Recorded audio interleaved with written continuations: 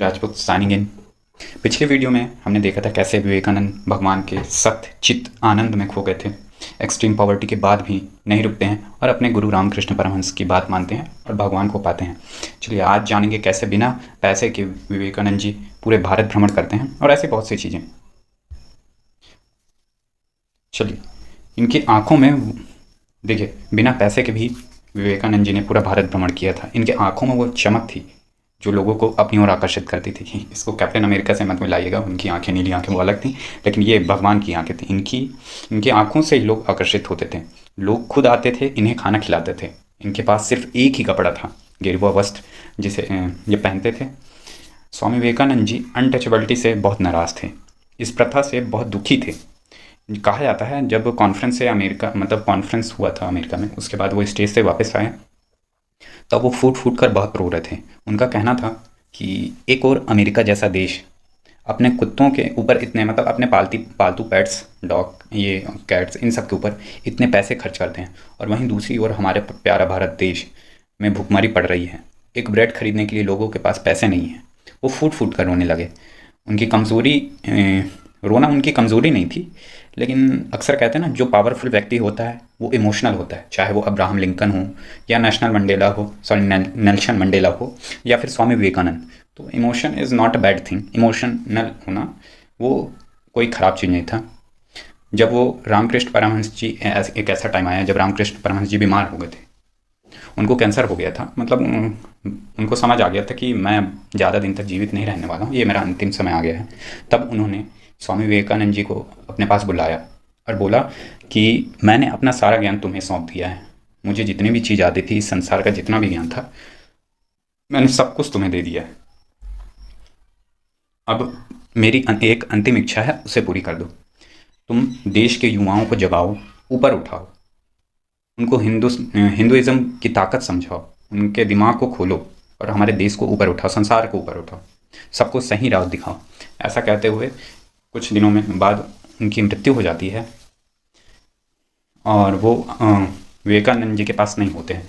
लेकिन इसके बाद, ये घटना होने के बाद, विवेकानंद जी बहुत अकेले हो जाते हैं। ऐसा होता है कि कोई हमसे बड़ा होता है तो हमको एक सपोर्ट मिला रहता है। तो उनके ख़त्म होने के बाद विवेकानंद जी अकेले पड़ गए थे। फिर उनके रहने की जगह नहीं थी। फिर उनके एक शिष्य थे जो बंगाल से थोड़ी दूर में एक घर किराए पे लिए थे, रेंट पे लिया, और उसको स्वामी विवेकानंद जी को दे दिया कि आप यहाँ रहिए, क्योंकि स्वामी विवेकानंद जी के पास तो कोई पैसे थे नहीं, तो वहाँ रहने के लिए इनको दे दिए।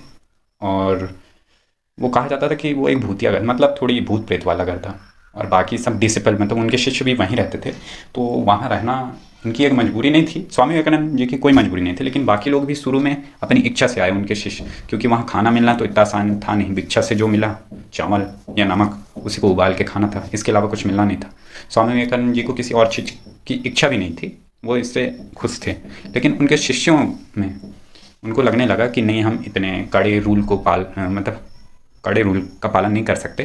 फिर कुछ लोगों ने उनको छोड़ के भी जाने लग गया। तब उनको समझ आ गया था कि नहीं, अब जो कुछ करना है मुझे अकेले ही करना है। फिर इसके बाद स्वामी विवेकानंद जी ने ठान लिया कि सारे देश के युवाओं को जगाना है, हिमालय से लेकर कन्याकुमारी तक हो। लेकिन उनका मानना था कि रिलीजन पॉलिटिक्स के साथ ही आगे बढ़ता है। ये देखिए, ये पिक्चर है शिकागो अमेरिका की, जब वहाँ वो गए थे कॉन्फ्रेंस में।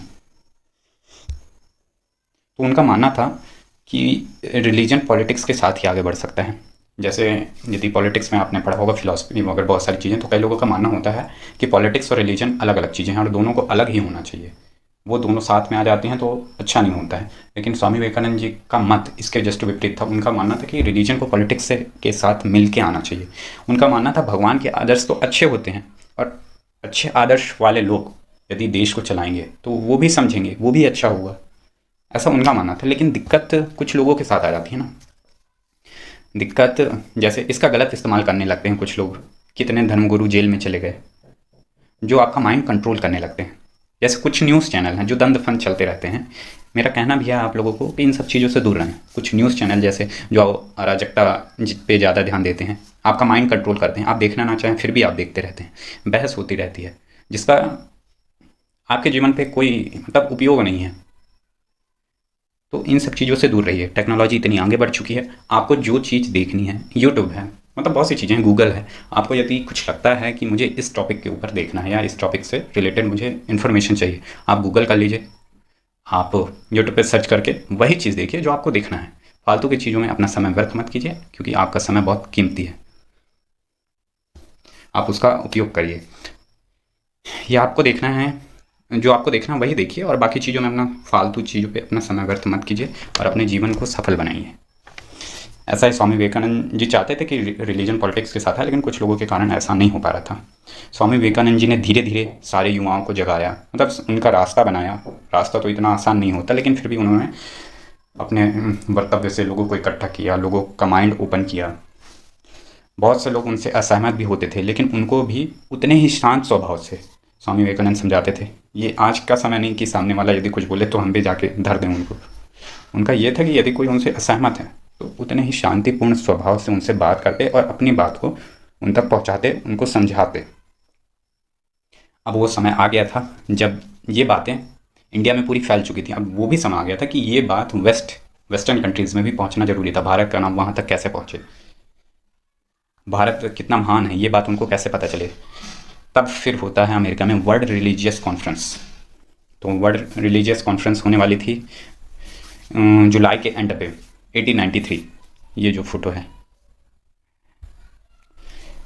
फिर वो अमेरिका जाते हैं। उनके पास क्या कहते हैं, वहाँ जाने के पैसे नहीं होते, लेकिन उनका एक शिष्य होता है, वो बोलता है, डिसिपल या शिष्य होता है, वो बोलता है कि मैं आपके जाने का फाइनेंस सब हम देख लेंगे, आप वहाँ जाइए, अपने विचार रखिए। फिर स्वामी विवेकानंद जी मान जाते हैं, वो बोलते हैं ठीक है मैं वहाँ जाऊँगा। फिर वो अमेरिका जाते हैं, जुलाई के एंड में वहाँ पहुँचते हैं। भाई अब वहाँ पहुँचते ही वहाँ का डिटर्मिनेशन का शहर, सक्सेस का शहर अमेरिका, बड़ी बड़ी बिल्डिंग, झरने, नदियाँ, मतलब इतनी, जो कि भारत से बिल्कुल अलग थी। ऐसा देख के मतलब उनको अजीब भी लगता है, लेकिन खुशी भी होती है कि इतनी अच्छी चीज़ें हो रही हैं। लेकिन हम फिर उनको दुख भी होता है कि हमारा भारत इतना पिछड़ा कैसे रह गया, इतना दूर कैसे रह गया, हमारे देश में इतनी गरीबी कैसे है, भुखमरी कैसे है। लेकिन हो गया। लेकिन चीज़ें सब इतनी आसानी से हो नहीं रही थी, उनके साथ भी प्रॉब्लम हुआ। प्रॉब्लम ये हुआ कि कॉन्फ्रेंस टल गया सितंबर एंड पे। वो जुलाई एंड पे पहुंच चुके थे और सितंबर एंड पे अब उनको 2 महीना रहना था। उनके पास पैसे उतने ही थे जितना कि जुलाई एंड तक ख़त्म हो जाता। वो 2 महीना एक्स्ट्रा का पैसा कहाँ से लाते। अब वो भारत कांटेक्ट भी नहीं कर सकते थे उस समय, ना टेलीफोन था, फ़ोन वगैरह का जुगाड़ नहीं था, ना ही एरोप्लेन था कि उड़ के वापस आ जाए। तो फिर वो सोचे अब क्या करें क्या करें। तो वहाँ एक सोसाइटी थी, तो वहाँ गए, वहाँ भी उनको रहने को नहीं मिला। बाकी फिर अमेरिका के लोग उस टाइम वहाँ बहुत फ्रेंडली थे, सपोर्टिव थे, तो एक लोग उनको वहाँ से ले गए, अपने घर में रखे, उनको खाना दिए और पूरा टाइम मतलब अच्छे व्यवहार से रहे। फिर क्या होता है कि कॉन्फ्रेंस में बोलने के लिए एक रिलीजियस पेज होना ज़रूरी है कि भाई तुम किस फाउंडेशन से आए हो, मतलब किस संगठन से आए हो, तुमको क्या फला फला बोलना है, ऐसा एक रिलीजियस पेज होता है, मतलब ऑथेंटिक जगह से आए हो ऐसा करके। लेकिन स्वामी विवेकानंद जी के पास ऐसा कुछ था नहीं, तो उनको बोलने भी नहीं दिया जा रहा था। फिर उनका व्यक्तित्व तो ही ऐसा था स्वामी विवेकानंद जी का कि जिनको देख के ना सब, एक बार उनको जो देख लेता वो खुद ही विनम्र हो जाता। तो फिर भी उनको बोलने का मौका दिया गया। वहाँ बोला गया कि आप 2 मिनट के लिए बोलिए, आपको जो बोलना है 2 मिनट में अपनी बात रख दीजिए। उसके बाद जब उनको बोलने का मौका मिला तो वो जब उनको बोलने का मौका मिला तो वो बोलते हैं। लेकिन उसके पहले सितंबर में जब कॉन्फ्रेंस ओपन होती है, उसमें सभी धर्मों के लोग जाते हैं, बाकी लोग भी रहते हैं, बड़े बड़े चिट्ठे लेके आए रहते हैं। जैसे सभी धर्मों के लोग आए रहते हैं वहाँ, जैन, मतलब जैन, सिख, मुसलमान, सब सारे धर्मों के, हिंदू धर्म के आपस में सब भाई भाई सब आए रहते हैं। लेकिन ये रहते हैं कि बाकी लोग कुछ बड़े बड़े चिट्ठे लिख के आए रहते हैं, किसी के पास बड़ा बड़ा नाम रहता है कि ये इस धर्म से है, ये गुरु हैं वो। और वहीं एक तरफ दूसरी तरफ स्वामी विवेकानंद जिनको कोई भी नहीं जानता था। लेकिन स्वामी जी विवेकानंद जी के पास कुछ भी नहीं था। वो स्टेज पे जाते हैं, दोनों हाथ फैलाते हैं और उनका पहला अक्षर मतलब उनके मुंह से निकला हुआ ये था, my brothers and sisters of America. ये सुनते ही लोग खड़े हो जाते हैं और तालियों से गड़गड़ाहट से पूरा कॉन्फ्रेंस गूंज उठता है।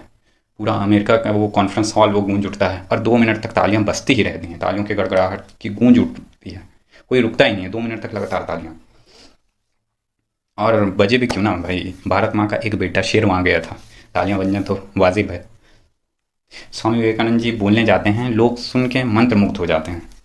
उनके स्पीच का यही उद्देश्य था कि सारी दुनिया उनकी स्पीच का यही उद्देश्य था कि सारी दुनिया एक होके रहे। सब कोई अपने धर्म की बात करते हैं, लेकिन वो बोलते थे कि सारे धर्म अलग अलग नहीं हैं, सब एक हैं, सब लोग एक हैं। हमारी सारी दुनिया एक है, ना कोई बड़ा है ना कोई छोटा है। वेदों की बात करते हैं, लोगों की बात करते हैं, सोसाइटी की बात करते हैं, और बोलते हैं सब लोग एक हैं, कोई छोटा या कोई बड़ा नहीं है, और सब बराबर हैं।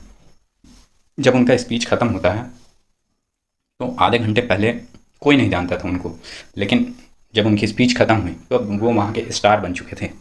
सारे न्यूज़पेपर के फ्रंट पेज पे उनकी फ़ोटो थी। काफ़ी लोग उनसे जुड़ते जाते हैं। जैसे आपने नाम सुना होगा सिस्टर निवेदिता, जिन्होंने भारत के लिए भी बहुत काम किया था।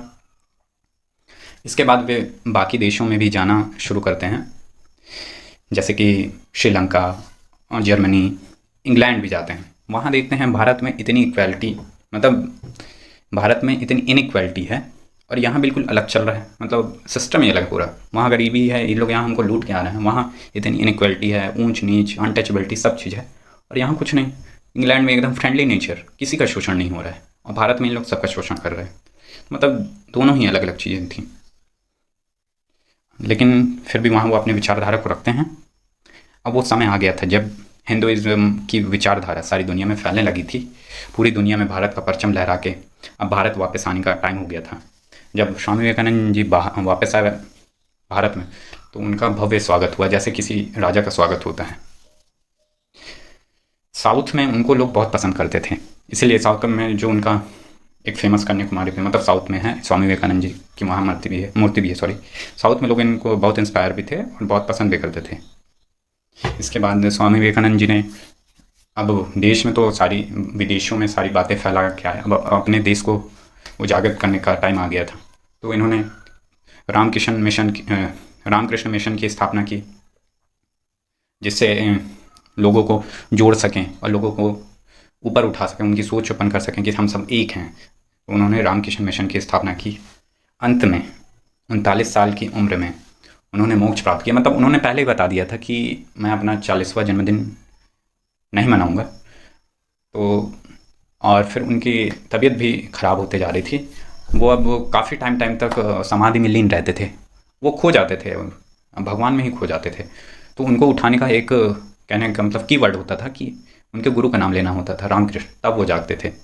तो जब भी वो समाधि में लीन हो जाते, 5-6 दिन, 1 हफ्ता ऐसे लीन रहते थे, वो उठते ही नहीं थे। जब उन्हें उठाना होता तो रामकृष्ण बोलना पड़ता था। फिर एक दिन क्या हुआ कि वो समाधि में लीन थे, उन्हें बोला गया, रामकृष्ण जी का नाम भी लिया गया, लेकिन वो नहीं उठे। तब वो समझ गया कि वो 39 साल की उम्र में मोक्ष को प्राप्त कर लिए।